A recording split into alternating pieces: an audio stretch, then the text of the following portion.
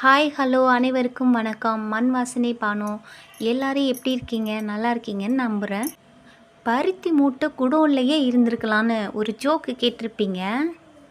அந்த ஜோக்கோட பருத்தி செடி தான் நான் உங்களுக்கு காட்டலான்னு இன்றைக்கி கூட்டிகிட்டு வந்திருக்கேன்.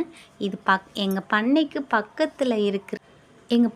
பக்கத்தில் இருக்க தோட்டம் இது. இது வந்து பருத்தி பூவு ரெட் கலர்லேயும் இருக்கும், எல்லோ கலர்லேயும் இருக்குது. இது பருத்தி பஞ்சு. இது பாருங்கள், இது எல்லோ கலர் பூ பூத்துருக்கா, முன்னாடி காட்டினது ரெட் கலர் பூ பூத்துருந்துச்சு.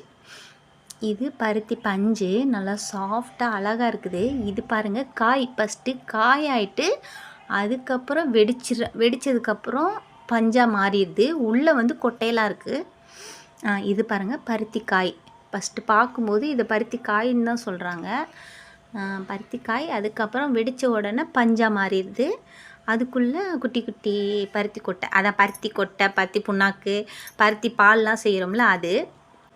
இது வீட்டுக்கு எடுத்துகிட்டு வந்துட்டோம். பஞ்சு திரி நம்ம விளக்கு போடுறது வந்து நூலில் போடுறத விட பஞ்சில் போடுறது நல்லதுன்னு சொல்லி பஞ்சில் வாங்கிட்டு வந்திருக்கோம். பஞ்சில் மஞ்சள் தடவி போடுறது நல்லது. ஸோ ஆனால் நம்ம அந்த பஞ்சு டைரெக்டாக பருத்திலேயே இருந்து நம்ம எடுக்க போகிறோம். அதுதான் இன்றைக்கி ஸ்பெஷல். இந்த பருத்தியிலேருந்து எடுக்கிறத வீடியோ காட்டலாம்னு நினச்சிருந்தேன். ஆனால் பாப்பா முன்னாடியே எல்லாத்தையும் ஆர்வமாக பிச்சு குமிச்சு வச்சுட்டாங்க. ஸோ இந்த மாதிரி பஞ்சு நமக்கு கிடச்சிருக்கு. இப்போ சுத்தமான பஞ்சு, யார் கைப்படாமல் செடியிலேருந்து நம்மளே பிடுங்கிட்டு வந்து அழகாக இந்த பஞ்சு ரெடி பண்ணியிருக்கோம். இதை வந்து லைட்டாக உள்ள அதோட கொட்டையெல்லாம் இருக்குது, அதை மட்டும் எடுத்துட்டு ஒரு பாக்ஸில் அடைச்சி வச்சிட்டோம்னா நம்ம வந்து அந்த திரி போடுறப்ப அழகாக எடுத்துட்டு திரி போட்டுக்கலாம். அந்த பாக்ஸில் வச்சு தூசி படாமல் மட்டும் வச்சுட்டா போதும். என்னம்மா இதெல்லாம் ஒரு பெரிய விஷயமா அப்படின்னு நீங்கள் கேட்கலாம். எனக்கு இது பெரிய விஷயந்தான்.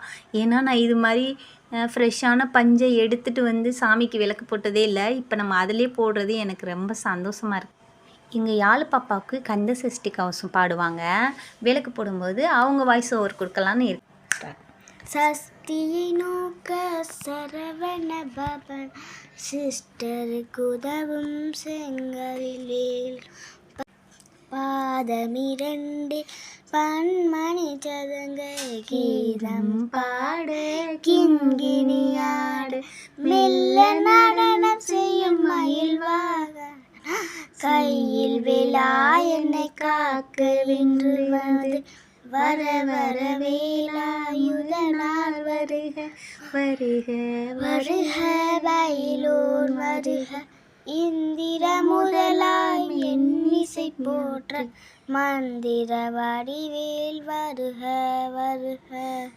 சஷ்டியை நோக்க சரவண பவன சிஸ்டருக்கு உதவும் செங்கதில் வேல் பாதமிரண்டில் பன்மணி சதங்கு கீதம் பாடூரில் கடலோரத்தின் செந்தில் நாடல் அரசாங்கம் தேடி தேடி வருவோரெல்லாம் தினமும் கூடும் தெய்வாசன் அசுரரை வென்ற இடம் அது தேவரை காற்ற இடம் ஆவணி மாசையிலும் வரும் ஐப்பசி திங்களிலும் அந்த திருநாள் சாலமிடும் திருநாள் காணுமிடம் திருநாள் காணுமிடும்.